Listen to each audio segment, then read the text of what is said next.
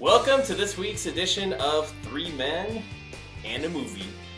This week we're going to have some Oscar talk. The 90th Academy Awards will be airing on Sunday, March 4th on ABC at 5 p.m. from the Dolby Theater in Los Angeles, California, and they will be hosted by Jimmy Kimmel. The Oscars affords us an opportunity to stream some stuff, because a lot of the stuff that's nominated is out there for us to just watch at home. So I decided to go on Netflix, which is free. Ish. For the most yeah, part. Yeah. Might as well be. Yeah. I saw Icarus, which is nominated for Best Documentary for the Oscars this year.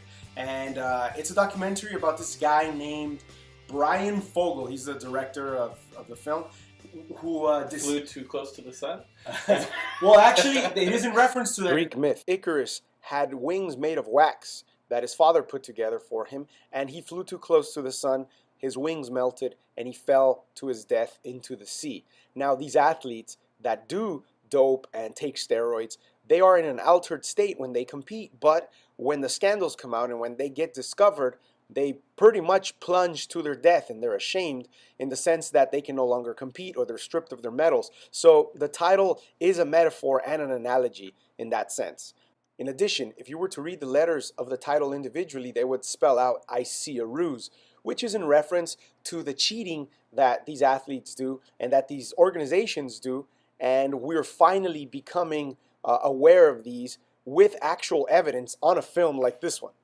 The letters I see at the beginning of the title stand for Independent Committee, which was formed to investigate the situation, and the RUS at the end stands for Russia, which is the main country that was investigated for this scandal. His name is Brian Fogel, and he decides that he's going to try to trick the anti-doping agency by sending in a doped sample of his own. So he starts a testosterone cycle, and because he's a cyclist and he's in some amateur competitions, but he can't send his samples unless he is tested or he's randomly tested. So there's no way to just send them in and say, hey, USADA or whatever other anti-doping agency does it, test my stuff.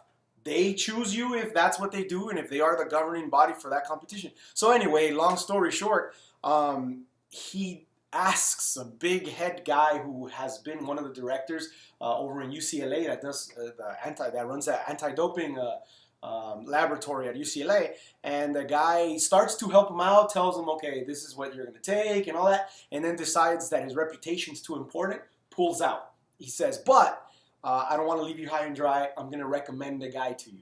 I can't tell you what I know about this guy or how he knows how to help you, but you talk to him, and if he wants to help you, he will. He contacts this guy. The guy's name is Grigory Rodchenkov. So the guy is from Russia? He's Russian. Yeah. And it turns out that guy is the head of the Russian anti-doping agency. And during the time of the film, he's helping him out, doing the whole thing the other guy was doing. And then it looks like a buddy film almost for like 5 or 10 minutes of the doc. And then all of a sudden it takes this strange turn. There is this expose that comes out in Germany that features this same guy, Grigory Rodchenkov. I like saying the name. And all of a sudden, Russia is in the midst of this under investigation for a continuous years, like decades, of doping all of their athletes. So as this guy Brian is trying to like do this thing, which is kind of cool, like let's see if I can, get my samples in there and not get caught. This guy who's helping him is under deep scrutiny, and then the story unfolds after that. I mean, that might have been the longest explanation for a plot ever. Is the point of why he's trying to do it the whole point of the documentary, or? It starts off with him trying to, let's see if I can dupe the anti-doping agency, and then realizes, oh shit, we're a little too deep into this, because the guy who's helping me has his own, skeletons, and now I got to deal with them. So it goes in the direction of, oh shit, what's going to happen? And it sort of points fingers at Putin gets mentioned quite a bit, who apparently was aware of all of these things happening and actually put money into this whole committee for these things to happen. So very interesting. If you're into sports and stuff, they talk about a lot of key figures, and they don't mention their names, but they show them. They mention your Lance Armstrongs and your Marion Jones and your Barry Bonds and all that are American athletes that we would know that have been involved in steroid abuse scandals, and then really give us tons of information and research that really does prove that anyone can beat these tests, and that most of the Olympic athletes that are competing right now are probably doping, which is, I mean, stuff that we'd speculated, but never necessarily had the proof. I don't want to spoil the end because there is sort of a surprise-ish kind of ending to it, even though it's not a fiction, it's a documentary, but very interesting stuff. So if you're into sports or into politics or scandals, thrillers, whatever you're into, this documentary really gives it to you. I really enjoyed it. I'm not going to say pay for it because you don't have to. I think we've covered that. But I've gone long enough. What do you have for us?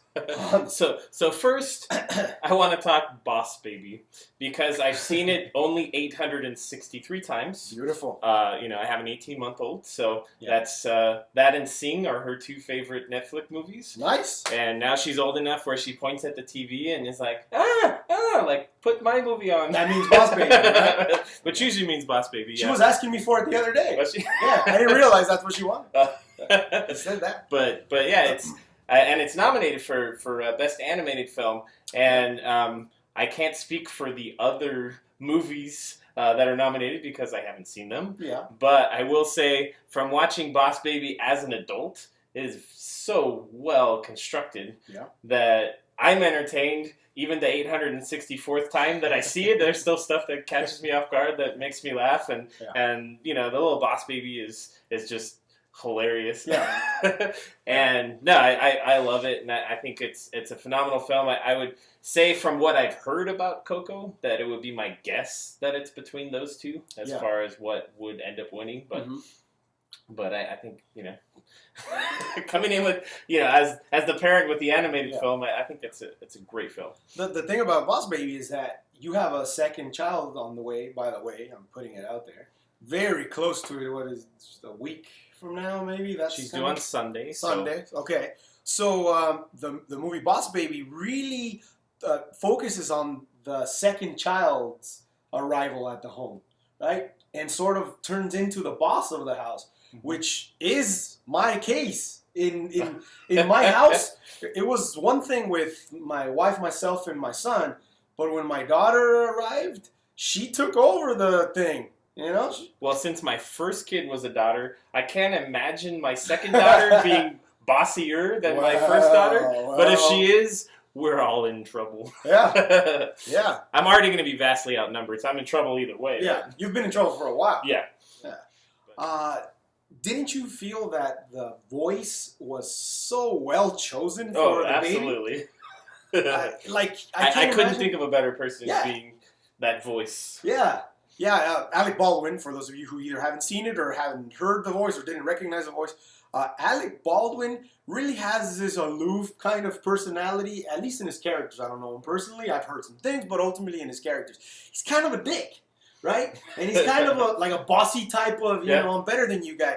Cookies are for closers. Yeah. And then he says stuff like that, and you're thinking, like, God damn, like, You do know what that's a reference to? To Glengarry Glen Ross? Yeah.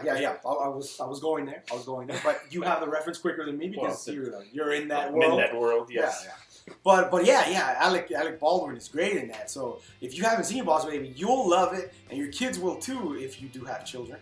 But that's what I like about animated films now, that the producers, for the most part, keep the parents in mind. Like, we know your kid's going to nag the crap out of you to go take them to see it, or they're going to watch it 800 plus times. So we at least want to give you something that you can sit through while you, sip your coffee and try to survive this thing we call parenting. And occasionally look over and chuckle. Yeah. And I love that in animated movies, they always throw in a few jokes that are hilarious to the parents, but the kids have no idea what they mean. Yeah, true. We appreciate that. True. So guys, this has been another edition of Three Men and A movie.